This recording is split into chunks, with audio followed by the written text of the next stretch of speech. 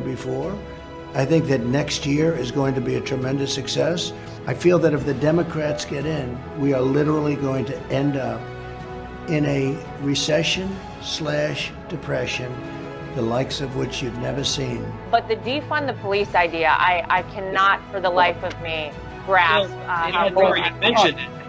It's for real. Now to the race for the White House, and after decades of very publicly flirting with the idea, billionaire Donald Trump says he really is running for president this time around. Donald Trump is running for president. This phrase is not from any movie I, nor my colleagues can remember. Do your own research. Don't take my word for it. Look it up yourself, and you will find the truth behind what Joe Biden has not done for our community and the truth as to what Donald Trump has done for our community. We're talking about basement Biden, right? What is his agenda? Has he really even told us what his agenda is? Remember, this Congress started off with the Democrats saying we should abolish ICE. It then moved to we should abolish the entire Department of Homeland Security. We have to go to the polls on November 3rd, and the rest you know what to do. You know what to do. We are one people, one family, and one glorious nation under God. We will make America great again. Welcome to Team Trump Online.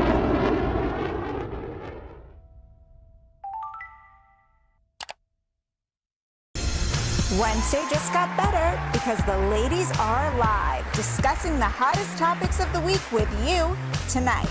And we will make America great again.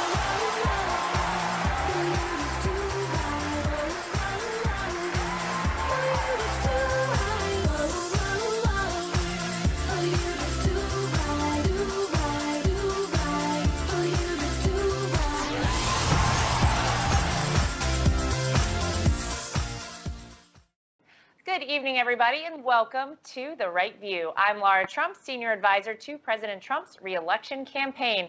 We have another great show for you tonight. Joining me, as always, is Kimberly Guilfoyle, National Chair of Trump Victory, Mercedes Schlapp, Senior Advisor for Strategic Communications, and Katrina Pierson, Senior Advisor to the Trump campaign. Please be sure to like and share this broadcast with all your friends. Well, ladies, it's great to see you again. Last time we were all together was at the Trump rally in Tulsa, Oklahoma, and what a time it was. Hopefully we can all get back together soon. But despite the best efforts of the fake news, mainstream media narrative, the MAGA rally in Oklahoma was absolutely incredible. I think we can all agree with that. Thousands of patriots attended in person, and over 10.1 million tuned in online. Let me say that again, 10.1 million tuned in online. Forget about even the television stations that carried the rally.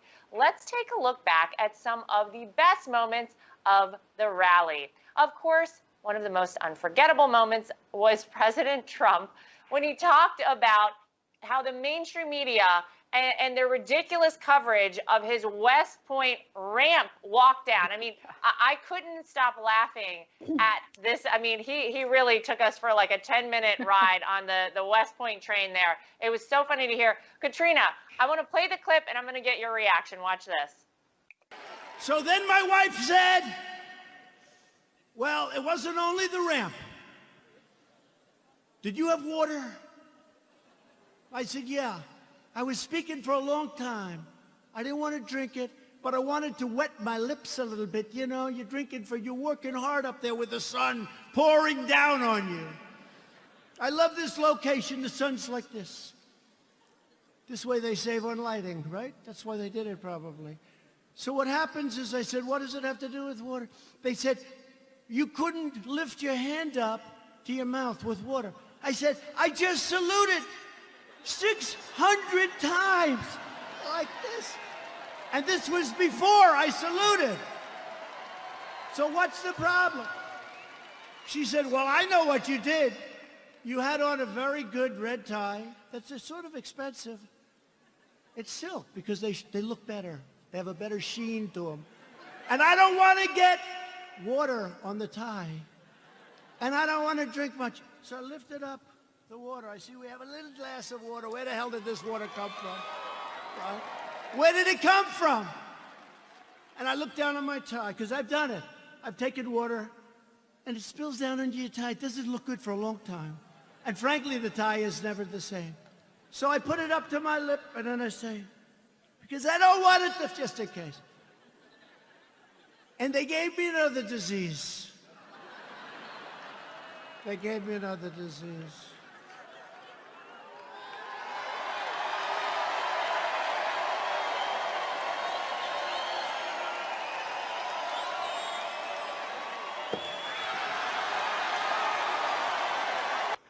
Oh my gosh. All right. Well, there he was. We got to see it again.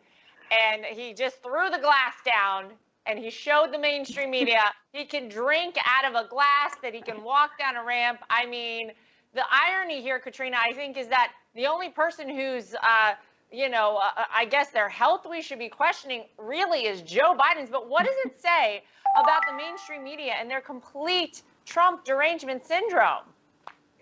You know, they make fun of the president because it makes themselves feel better about themselves. You know, president can do more than one thing at a time. They can't. And this is what's happening. You know, the media has to cover nonsense like this. They have to sensationalize it. I mean, even walking. Remember when that happened in 2016 when Hillary Clinton literally fell down? Oh, They were aghast. They were aghast because why would anyone insinuate anything when she literally passed out? But there's that double standard again that we always see. And it doesn't matter if it's the number of scoops of ice cream. It doesn't matter if it's Diet Coke or, taco bowls, you name it. If they didn't do it, they would actually have to cover the news, Laura. But if they did that, they would have to talk about the violent protest, the Portland shooting that happened, by the way, inside Chaz or Chop or whatever it's called now. The police couldn't even get to the victims. And we have this nonsense that really started in Minneapolis, trying to disband the police. And guess what? Just this weekend, a teenager was shot simply sitting in the car. This is the chaos, the news that they would actually have to cover if they weren't so stuck on trying to turn everyone against our president. Yeah, I mean, I was actually shocked because last week I actually got asked in a television interview, a national television interview, is the president okay? Is there anything you want to tell us about his health? Because of that. Could you even imagine? I was like, wait, that's a real question happening. Okay. Hey, Laura, did they ask you how Joe Biden was doing? Are they saying, is there anything wrong with Joe Biden? They Isn't that interesting? They did not. But I think everyone knows there's something wrong with Joe Biden. So maybe it's just a given now. Maybe we're just accepting that and they're not even going to talk about it. I don't think that would shock anybody. All right, let's play the next clip because there's so much more to get to. I stand before you today to declare the silent majority is stronger than ever before.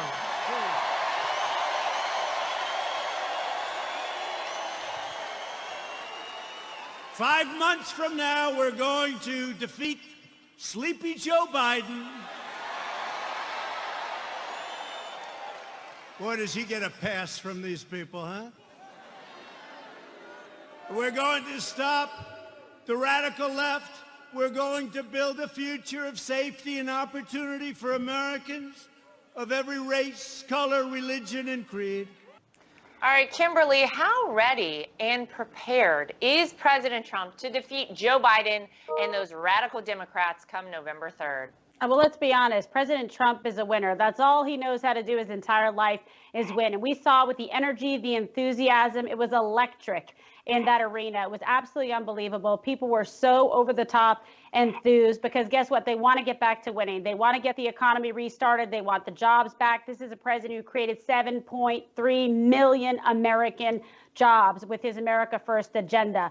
He knows how to get the businesses up and running and add jobs, whether it's through manufacturing, infrastructure, and how about making goods in America? How about worrying about American workers, American jobs? Because he's the only one that has put a stop to exporting America. Okay, that's what everybody else was doing. Let China make it. No more. Under President Trump, he's saying we're going to make it here, we're going to build it here, and we're going to create jobs here. So he's totally ready. Biden is so confused. He still doesn't understand what office he's running for or who the wife is, who the sister is. I don't know. I just want to like stroke his little head and say, go back, take a nap, Joe. Take a nap. We'll wake you up on November 4th. Leave this to the adults and to the winners and to the commander-in-chief, okay?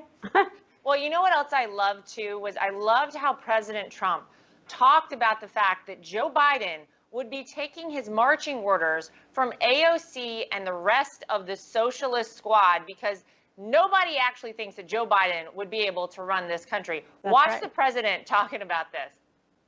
Biden is fully controlled by the fringe of his party.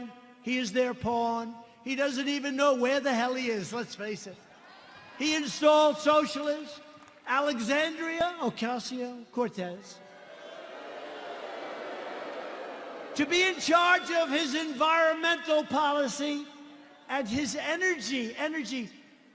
You can forget petroleum. How does Oklahoma feel about being petroleum-free? Not good, right? Our country will have no energy. Our country will have nothing. Oklahoma, Texas, North Dakota, and many others will all be out of business. I don't think that's going to work out too well, but she's actually in charge of environmental policy.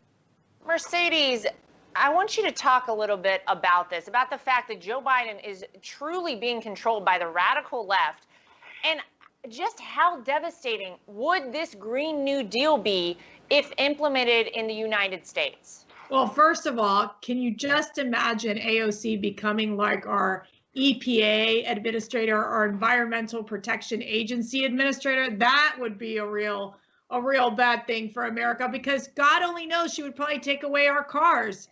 So it's the cows are definitely done. So the cows are done. Cows The better cows start are getting done. out of here. The cars are done. We might not be able to get on a plane. It's going to get real complicated real fast.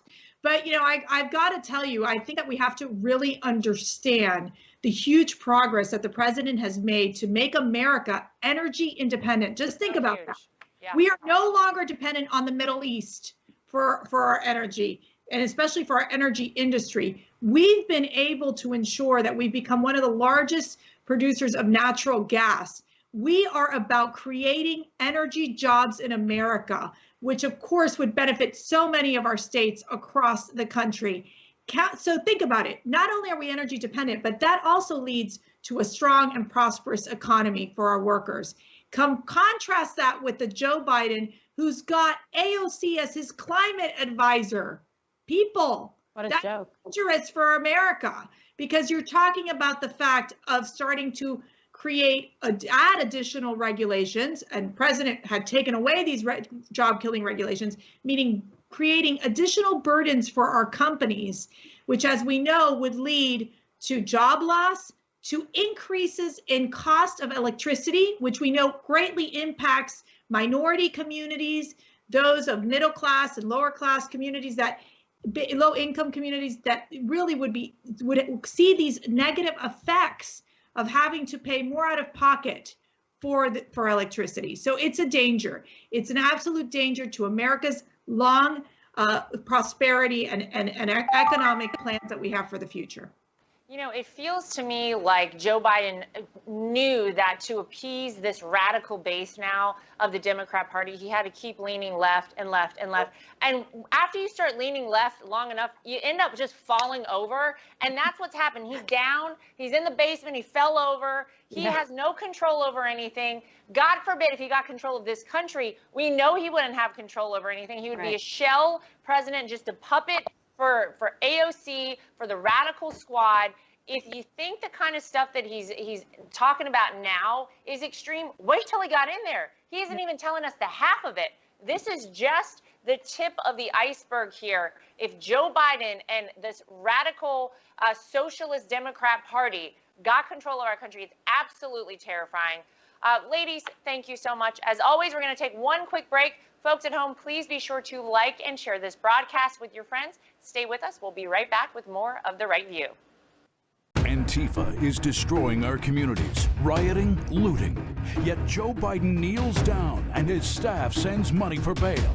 And Biden fails to stand up to the radical leftists fighting to defund and abolish the police. With Biden kneeling to the left, we'd have chaos in the streets. President Trump is standing up for us, keeping our communities safe, protecting minority-owned businesses, and always standing for our flag. I'm Donald J. Trump, and I approve this message. Hey, Lara Trump here. The fake news media has spent years trying to stop President Trump with their lies and their witch hunts. But still, our movement is stronger than ever. We can't let the fake news media drown out our positive message about all of our incredible accomplishments. Make sure you're getting your news directly from the source by subscribing to the official Donald J. Trump podcast today. Subscribe on iTunes, Spotify, or Google Play.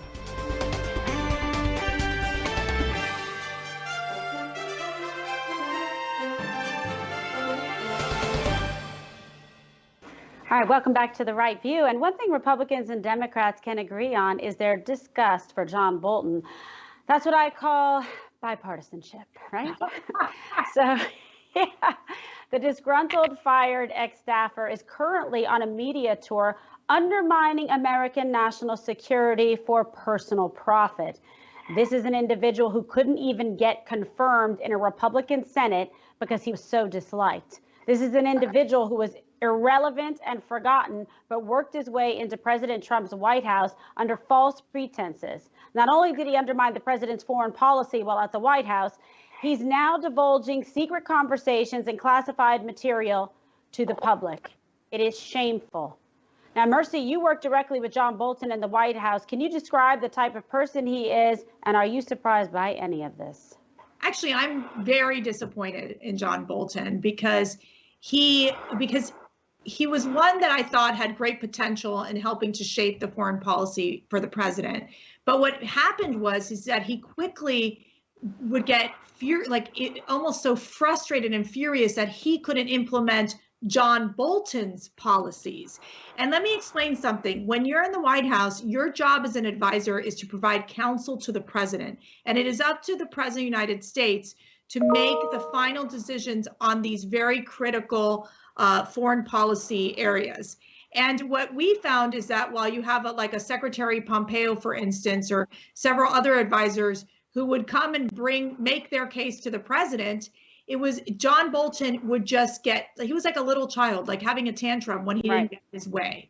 And so, for me, just watching him decide to share conversations from his own point of view, which again conflicts with like Mick Mulvaney's point of view when he was in the room, or Secretary Pompeo, just shows that John Bolton is all about the money and not about the country. And you even have South Korea's national security advisor coming out and saying that John Bolton's book is dangerous because he portrayed this conversation that happened between those in South Korea, the advisors in South Korea, obviously the North Koreans, and the United States, and he basically said that John Bolton didn't have it right.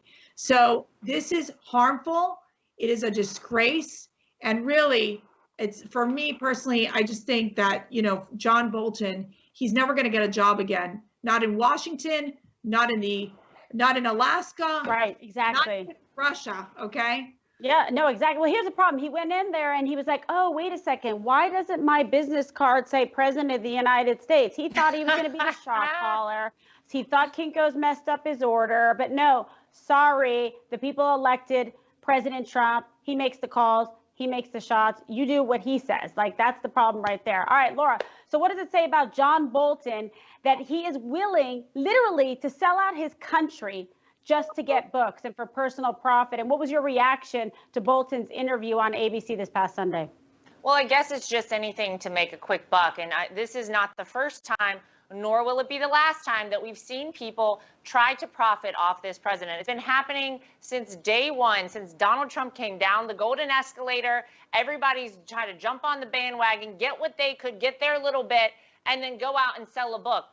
This is ridiculous. This is actually scary for the future of this country. What about executive privilege? How can we ever trust that any president won't have this same situation now that John Bolton has done this? This guy wouldn't go and testify during the impeachment trials because he wanted to wait and save every bit of information for his book so he can make more money. From what I understand from everybody in the White House, apparently this guy was like going in his office. Nobody really knew what he was doing for hours on end. Apparently he was taking all of the notes that he was taking and transcribing it for a book. It is despicable and it's disgusting. And I think the American people are tired of this. Listen, we have to hold the folks that you know are there in a national security advisor role or whatever it might be. Whenever you have that position, there's certain responsibility that comes with it, and never should you be allowed to sell out your country like this. I think it's absolutely disgraceful. I totally agree. And Laura, you bring up a great point about the subpoena stuff, because guess what? I think if he had to go testify now under oath, it wouldn't be the same as the content in the book. Get it? He's avoiding that so he can write whatever the heck he wants in a book that's untrue, but he won't go and swear to tell the truth under oath. It'll be totally different, and then he'd be held responsible and guilty of perjuring himself. So we got his number, you know, figured out. Katrina, so I want to talk to you about the president and where would the United States be? Think about this. If President Trump didn't fire John Bolton and instead took his advice on foreign policy, bad advice, do you think he should be prosecuted as well? I'm curious your thoughts.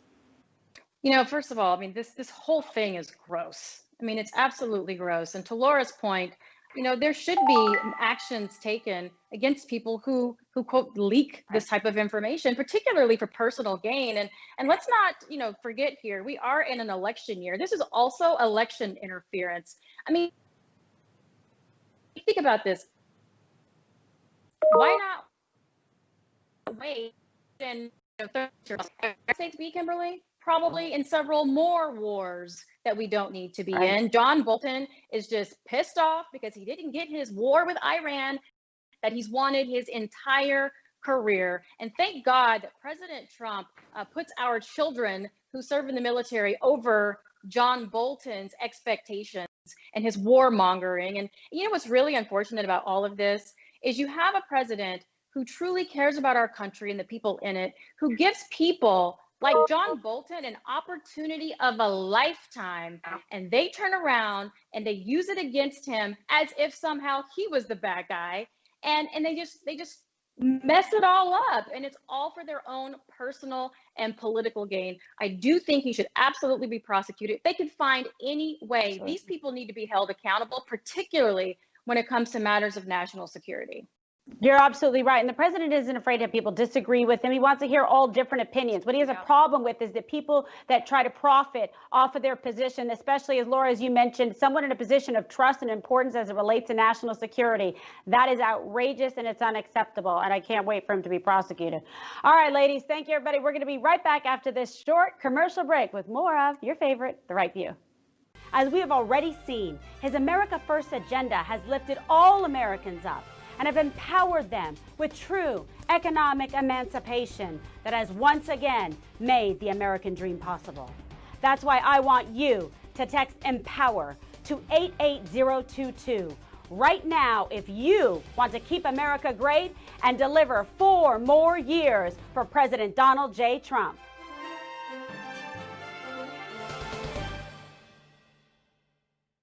We know you want to give Donald Trump 4 more years to fight for you in Washington, but he isn't just up against Joe Biden. He's up against the Democrat fundraising machine, and he needs all the help he can get. Don't just assume because his opponent hasn't completed a single sentence that this campaign is over. Crazy things happen, like this woman becoming Speaker of the House. Support the president today by texting Trump to 88022. Donald Trump is counting on every single one of his supporters to text Trump to 88022 now. I'm Donald Trump, and I approve this message. Welcome back to The Right View. I'm Katrina Pierson, and last week, our campaign released a new ad, scathing ad, talking about Joe Biden's unfitness for office. So let's play this clip and get your reaction. Joe Biden is slipping. Rapidly rising Now at the age of 77 years old and running for president for the 3rd time, Biden is clearly diminished. all men and women created by go, you know the thing. Sometimes I wake up and I think it's 1920. Joe Biden does not have the strength, stamina, and mental fortitude required to lead this country. I'm Donald J. Trump, and I approve this message. Okay, wow, Laura, how is it possible that Joe Biden would be capable of making tough decisions as president of the United States? I mean, these are really tough, life-changing decisions if he can't even string two sentences together. Well, he can't string two sentences together. He can't even get his mask off of his ear hanging down there. I mean, this is a guy, and listen, I know we all laugh about it and we kind of make fun of it, but if you just take a step back for a second, think about the way that China, Russia, North Korea, Iran, all of our adversaries around the world are salivating, thinking that this guy is going to be the possible president of the United States.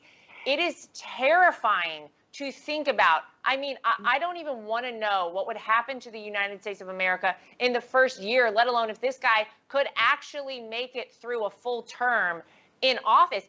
He and his campaign have said, no way, we do not want to do a fourth debate with Donald Trump. Let me tell you why. Because they know the second that that guy steps on stage with Donald Trump, it is over. We are going to see such a stark contrast between a leader, somebody that has their full mental capacity with Donald Trump, someone that has been leading this country every single day for the past 3.5 years. Joe Biden has been in politics for 44 years and has nothing but bad decisions to show for it. He is clearly diminished when it comes to his mental situation. I think most people out there can appreciate that. In fact, a recent poll said that 55% of likely voters believe that he is in the early stages of dementia. Yeah. So it is absolutely horrifying to think about this guy becoming our president. It's all the more reason that on November 3rd, we got to get 4 more years of Donald Trump. Totally. Oh, absolutely. I mean, and it's kind of scary to see how the media continues to protect him and the Democrats continue to push him for this role, which means there's going to be somebody else behind the curtain. And we can't forget, Laura, they don't want him on stage. And that's very clear because he has not held a press conference in how many days? 80. It has been 80 days since Joe Biden has spoken publicly. Little more than 80. He's just, it's 82, I think. 82 or 82. See, but who's counting, Joe? Obvious. 80 is way too many days if you're running for president of the United States to not make any public statements. So, but his campaign advisors, clearly, they know this and they don't like being asked about it. So let's play this clip of Joe Biden's senior advisor, Simone Sanders, on Fox News Sunday. All right, so here's a question I'm going to ask you. Joe Biden has, you talk about him being on the campaign trail, but I think most people have been struck that he stayed in his Delaware home mostly, and in large part since March. He's held a few socially distanced events, but by the large part, he has not been on the campaign trail, and he could have held certainly more socially distanced events, and perhaps more important, he has not held a news conference, either in person or online, for 80 days, almost 3 months. Why not? Well, Chris, to be clear, Vice President Biden does interviews, takes questions from the press regularly. And yes, in March, we have adjusted to this new normal like most people in America. We have been campaigning virtually, but just because we are campaigning virtually does not mean we are not meeting actual voters across the country. Vice President Biden has campaigned in Michigan and Florida. Dr. Biden has campaigned in Colorado and Texas. So the reality is what we have been doing is following CDC guidelines, Chris. What we have been doing is But why hasn't he held a news conference for 80? But why hasn't he held a news conference for 80 days? Chris, as many of y'all in the national press and in the Beltway press are well aware, we take pride in prioritizing local media. And so the vice president is doing local media interviews. He's doing national media interviews, and he is taking questions from reporters. Okay, Mercedes. So look, does the Biden campaign really expect to be able to coddle the candidate all the way to the presidency? Because the media clearly is giving him a pass. I'm glad Chris asked the question, but I don't think that his campaign is interested in having a news conference anytime soon. What do you think? Yeah, I felt like Simone was like tap dancing around the answer because she couldn't give a great answer on it. You know, it's very clear that the campaign has made a strategic decision to keep him in the basement under wraps, as even former Governor of Virginia, Terry McAuliffe, said it's probably better for Joe Biden to stay in the basement. Because what we have seen, even in these local interviews, which is kind of interesting, the staffers come in and pretty much interrupt the interview at the end. I mean, it's like Joe Biden needs to take a nap at 2 o'clock in the afternoon.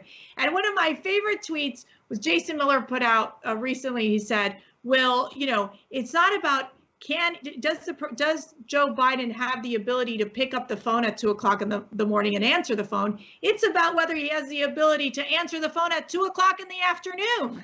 Oh my God. You know, that's the reality I'm dealing with. And I got to tell you, it's why these Democrats are nervous. It's why they're trying to put a lot of the focus and attention on the vice presidential pick, because everybody knows that it is really going to be the vice president who is going to be in charge of the White House if Joe Biden were ever to win, which he's not going to, people. But remember, you got to go out and vote. So, I mean, that's, I think, where we're at this point. You know, Mercedes, you know, voting is extremely important, particularly now. I mean, you have to get your friends and your neighbors out there to vote, because the numbers are what's really going to show. Just like when no one expected in 2016 the numbers to turn out for President Trump, and they did. And we need to maintain that momentum to send a message to the left that there is a silent majority out there, and we see Joe Biden's vision for America unfolding right before our eyes, and we have to fundamentally reject that. And we're seeing it all across the country.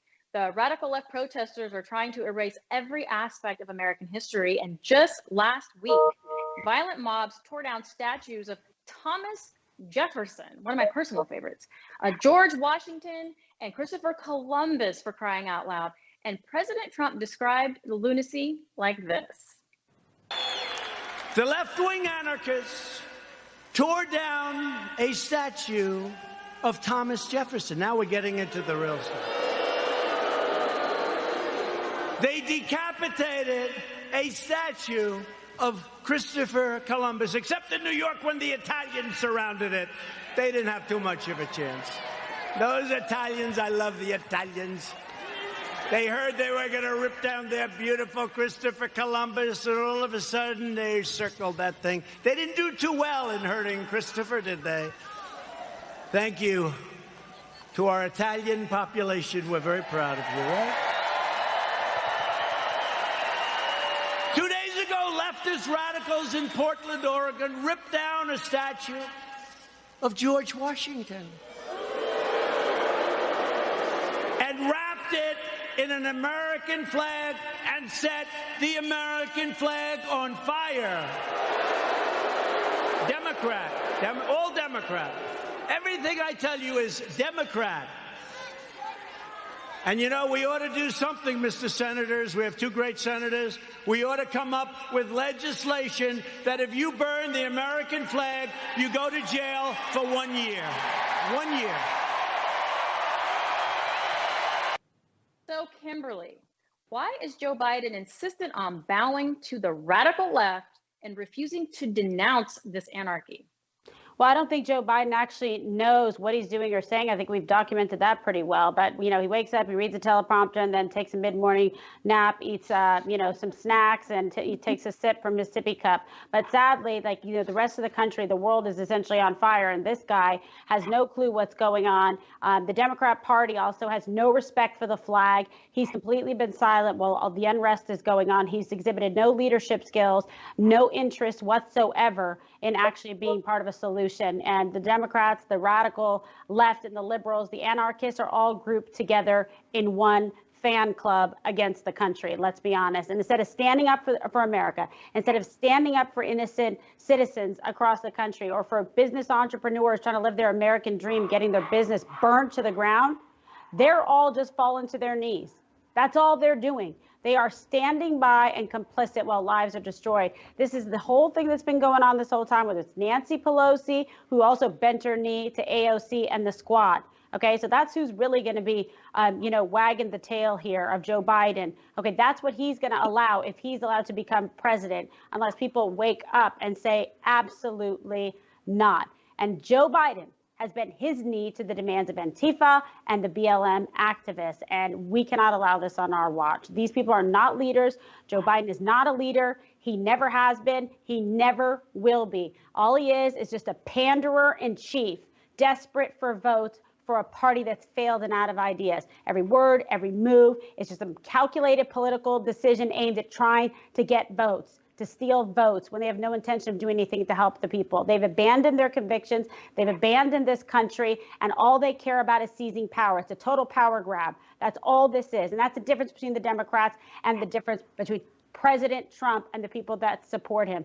As you know, Laura, your father-in-law didn't need this job. He didn't need it. Right. None of you needed to put up with this. But you said, you know what? I'm not going to sit by on the sidelines and watch a country burn and watch lives destroy and the American economy go down the tubes.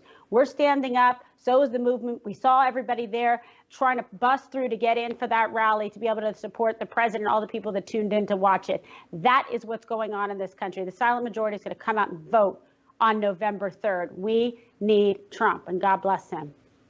You know, Kimberly, I think you hit the nail on the head. This election is about leadership.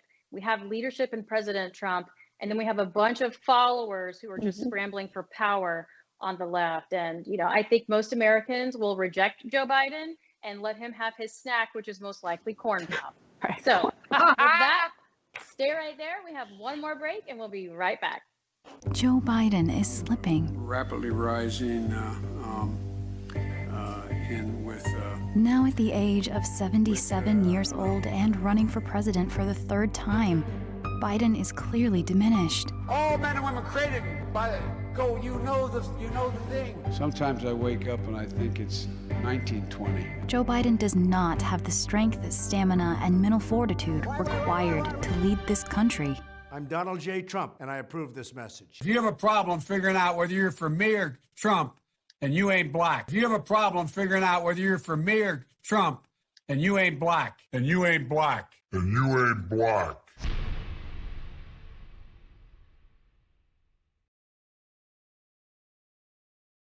Welcome back to The Right View. I'm Mercedes Schlapp, and thank you all for watching. This has been such a great show, but I got to tell you, ladies, I had so much fun in Tulsa, Oklahoma. That rally was spectacular, and it was great that the president was back on the road. In fact, we've learned that not only did we get 11 million views on our digital platforms, it was Fox News' biggest night in television. So they got over like 7 million views. It was absolutely amazing. And of course, that's because the one man that knows how to build a crowd is President Donald J. Trump.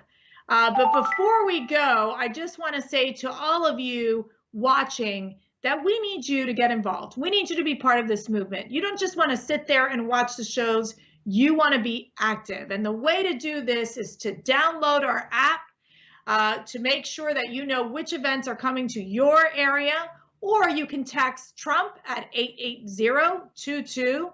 Or another way you can get involved is going to armyfortrump.com for volunteer opportunities. Let me tell you something.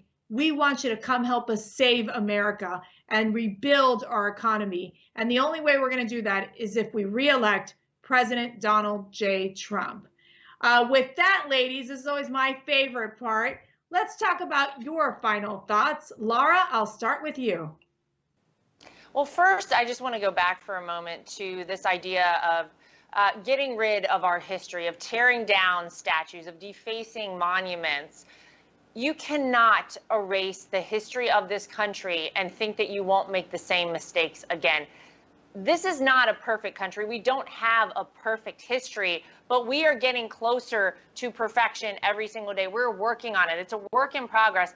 And it's shocking for me to see these statues being torn down left and right. Most of these people who tear down the statues have no idea who the individual is that is actually, you know, of the bronze statue or whatever it is. They don't even know, they don't care. A lot of these people were abolitionists. They're defacing the Lincoln Memorial. Like, are you guys kidding me?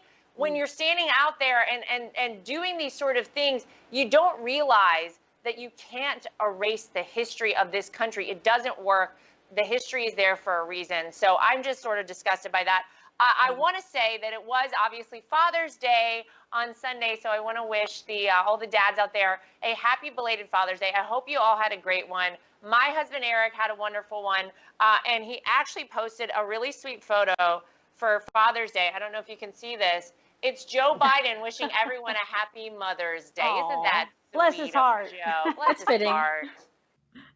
That's hilarious. I'm convinced that Joe Biden is going to confuse Thanksgiving and Christmas. I mean, come on, let's be real. But I also want to wish my sweet husband, Matt Schlapp, a happy Father's Day. We had a wonderful day together. He, you know, has to not only deal with me, but with his 5 beautiful daughters, and my dad, who has been a huge inspiration in my life. And he's taught me the importance of fighting for America and defending our freedoms. So happy Father's Day to these 2 special men in my life. With that, Kimberly, what are your final thoughts?